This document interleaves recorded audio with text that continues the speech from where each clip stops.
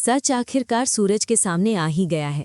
जिस इंसान ने उसके पिता अरविंद जी को महीनों से डर के साए में जीने पर मजबूर कर रखा था, वो कोई और नहीं बल्कि अनिल ही था। वही अनिल जो हर बार मासूम बनकर सामने आता रहा और पर्दे के पीछे जहर घोलता रहा।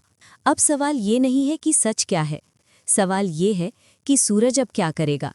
कहानी उस सन्नाटे से शुरू होती है जब पूरा परिवार एक ही छत के नीचे होते हुए भी एक दूसरे से कोसों दूर खड़ा है।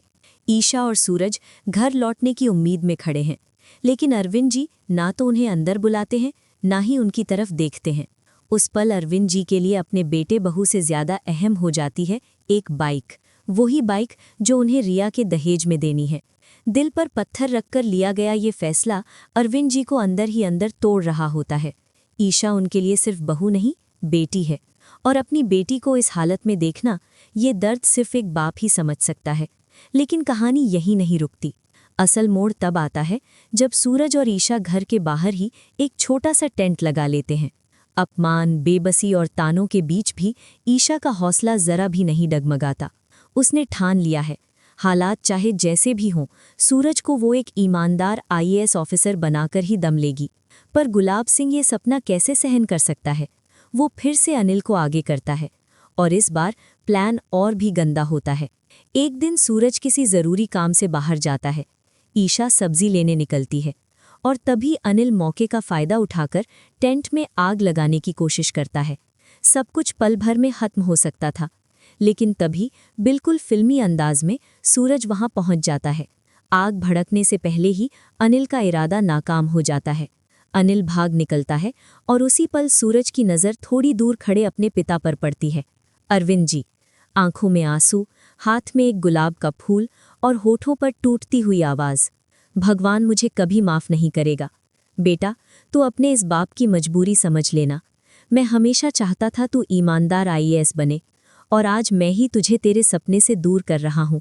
उस पल सूरज को सब समझ आने लगता है।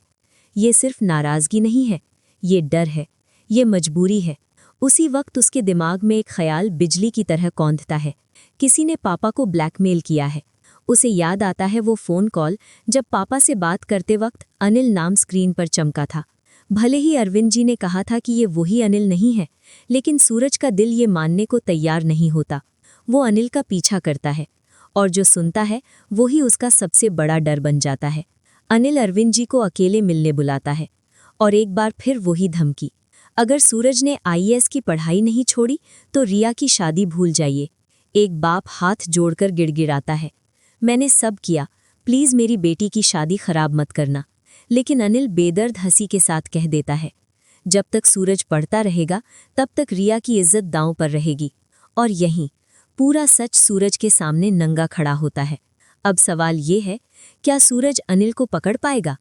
क्या वो उसके मुंह से उस असली शख्स का नाम उगलवा पाएगा जो पर्दे के पीछे ये सब चला रहा है? और अगर अनिल ने गुलाब सिंह का नाम ले लिया तो क्या सूरज उस सच को स्वीकार कर पाएगा? आपको क्या लगता है, आगे क्या होगा? कमेंट करके ज़रूर बताइए।